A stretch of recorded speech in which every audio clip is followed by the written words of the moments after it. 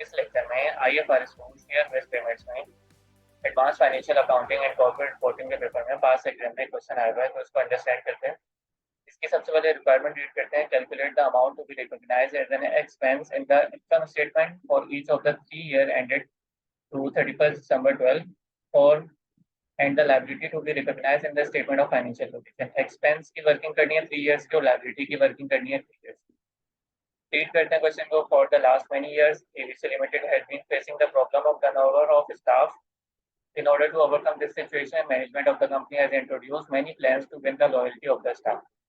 1 January 10 को company ने grant किया 200 कैश शेयर्स, जिसको हम शेयर एप्रिसिएशन राइट बोल रहे हैं, तो each of its 500 employees.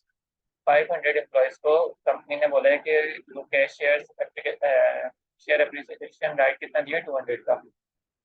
They would remain with the company until 31 December 12 तक। तो जनवरी 1 2010 से लेके 31 December 12 तक, ईयर 10, 11 एंड 12 3 इयर्स तक अगर कोई एम्प्लॉय रहते हैं तो उसको कंपनी ने शेयर एप्रिसिएशन राइट दिया। Following the relevant data is regarded this scheme. Assume that, फिर हमें कुछ एस्टिमेट्स बताए हुए। फिर उसके बाद कह रहे हैं fair value of 1 share appreciation right for each of the year shown below. क्योंकि कैश शेयर बेस्ड पेमेंट है तो उसमें हमने फेयर वैल्यू हमेशा जो है रीमेजर करनी होती है। ओपनिंग तो एट ग्रांट डेट में ले लेंगे, फिर उसके बाद रीमेजर करते जाएंगे। तो अगर इसकी वर्किंग करें, लाइबिलिटी एंड एक्सपेंस कैलकुलेशन कर लें, क्योंकि क्वेश्चन में यही रिक्वायर्ड है, लाइबिलिटी एंड एक्सपेंस कैलकुलेशन। तो कैसे स्टार्ट होगा, ईयर सबसे पहले आ जाएंगे, फिर उसके बाद एम्प्लॉय को शेयर एप्रिसिएशन राइट से मल्टीप्लाई कराएंगे, फिर उसके बाद शेयर एप्रिसिएशन राइट की फेयर वैल्यू कितनी है उससे मल्टीप्लाई कराएंगे ईच रिपोर्टिंग डेट पे, क्योंकि अलग होगी कैश सेटल पेमेंट है। फिर उसके बाद वेस्टेड पीरियड कितना, मतलब उससे मल्टीप्लाई होगा, तो हमारे पास लाइबिलिटी आ जाएगी। अगर कोई पेमेंट हो रही है, जो कि इस क्वेश्चन में हमने रीड किया है कि कोई पेमेंट नहीं हो रही, तो वो अगर पेमेंट हो रही होगी तो यहाँ से लेस होगा, फिर एक्सपेंस भी हमारे पास एक आ जाएगा। तो ये एक हमारे पास कैलकुलेशन कर लेते हैं।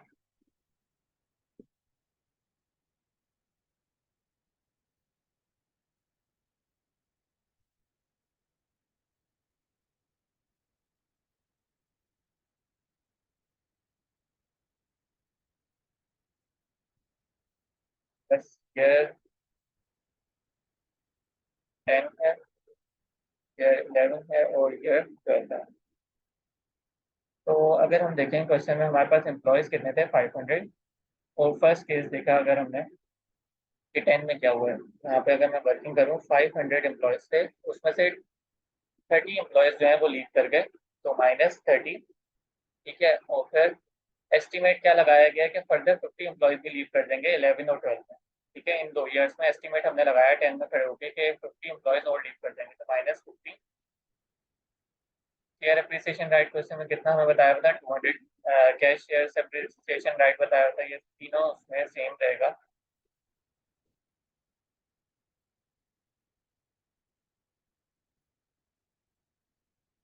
फिर उसके बाद फेयर वैल्यू कितनी बताई हुई है, तो फेयर वैल्यू 10 की हमें बताई हुई है। ईयर 10 की कितनी दी हुई है, 10 रुपीज पर शेयर। उसके बाद पीरियड, वेस्टेड पीरियड यहाँ पे कितना है, 3 इयर्स टोटल है, उसमें से 1 ईयर पास हुआ है, तो 1/3 कर देंगे।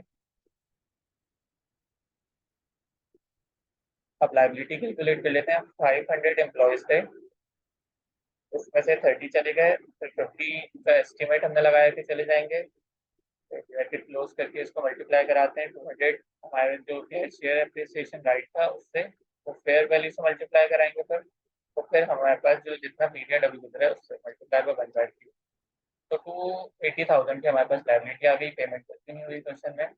तो एक्सपेंस भी यही सेम रहेगा, क्योंकि फर्स्ट ईयर है तो लाइबिलिटी और एक्सपेंस में कोई डिफरेंस नहीं आएगा। नेक्स्ट ईयर पे आए, हमने देखा कि 500 एम्प्लॉयज थे, लास्ट ईयर 30 चले गए थे, क्योंकि लास्ट ईयर 2010 में हमने देखा था 30 लीव कर गए थे। अब 11 के जब डेटा पे आया तो पता चला कि 15 और लीव कर गए एम्प्लॉयज, तो -15 भी हो जाएगा, -15 भी कर दिया। तो फिर 11 पे खड़े होकर एक अपना एस्टिमेट लगाया कि नेक्स्ट ईयर तक 45 और एम्प्लॉय चले जाएंगे, तो -45 भी हो जाएगा। फिर 200 से मल्टीप्लाई, शेयर एप्रिसिएशन राइट है। अब फेयर वैल्यू कितनी हो गई 11 पे, फेयर वैल्यू कितनी हो गई 12। क्योंकि कैश वेतन जो हम रिजर्व बेस्ड पेमेंट का क्वेश्चन कर रहे हैं उसमें क्या होता है, लाइबिलिटी को हमेशा री मेजर करना होता है। इनिशियली क्या करते हैं हम लोग, फेयर वैल्यू को रिकॉर्ड करते हैं एट ग्रांट डेट, और फिर सब्सिक्वेंटली क्या होता है, लाइबिलिटी को री मेजर करना होता है। तो लाइबिलिटी यहाँ पे हमने री मेजर करी, तो 11 वाली अब हमने फेयर वैल्यू यूज करनी है जो कि 12 दी हुई है। अब पीरियड कितने पास हो गए, 2/3 वेस्टेड पीरियड आ गया हमारे पास। तो कैलकुलेट करते हैं हम, 500 एम्प्लॉयज -30 -15 -45 मल्टीप्लाई 200 से, मल्टीप्लाई 12 से, और फिर मल्टीप्लाई 2/3। अगेन पेमेंट यहाँ पे भी कुछ नहीं हुई। अब ये एक्सपेंस कैसे कैलकुलेट होगा, ये हमारे पास थी क्लोजिंग लाइबिलिटी। ठीक है, इसमें से अगर मैं ओपनिंग लाइबिलिटी को माइनस कर दूंगा तो मेरे पास करंट ईयर का एक्सपेंस आ जाएगा। सेम अगर जैसे नॉर्मल टी अकाउंट अगर मैं बनाऊँ एक अंडरस्टैंडिंग के लिए लाइबिलिटी का, तो उसमें क्या होता था, ओपनिंग लाइबिलिटी, क्लोजिंग लाइबिलिटी, और यहाँ पे एक्सपेंस की अमाउंट आ रही होगी।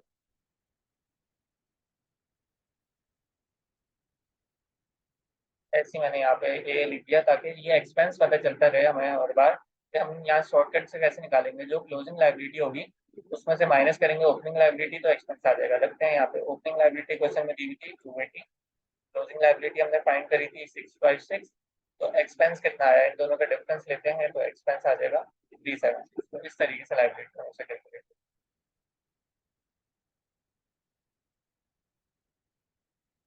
खैर अपने क्वेश्चन पे अगर दोबारा आए तो अब क्या हुआ, ईयर 12 में 500 एम्प्लॉयज थे, ईयर 10 तक जो है 30 चले गए थे, ईयर 11 तक 15 चले गए थे -15। अब ईयर 12 में क्या हुआ, 50 और एम्प्लॉयज चले गए, तो -50 मल्टीप्लाई हो जाएगा 200, शेयर अप्रिसिएशन राइट है। अब फेयर वैल्यू कितनी हो गई है क्वेश्चन में बताई गई है 15 की, तो मल्टीप्लाई बाय 15, और पीरियड वेस्टेड पीरियड 3/3 हो जाएगा। अब कैलकुलेट करते हैं, 500 एम्प्लॉयज में से 30 चले गए, फिर 15, तो फिर 50 ब्रैकेट क्लोज करके मल्टीप्लाई कराते हैं 200 जो कि शेयर अप्रिसिएशन राइट है, उसमें मल्टीप्लाई कराते हैं 15 जो कि फेयर वैल्यू है, और मल्टीप्लाई 3/3 से, तो 1215,000 आ गया। अगेन कोई पेमेंट नहीं हुई थी क्वेश्चन में। अब अगेन लाइबिलिटी कैलकुलेट करते हैं, तो closing liability minus opening liability कितना आया, 559,000।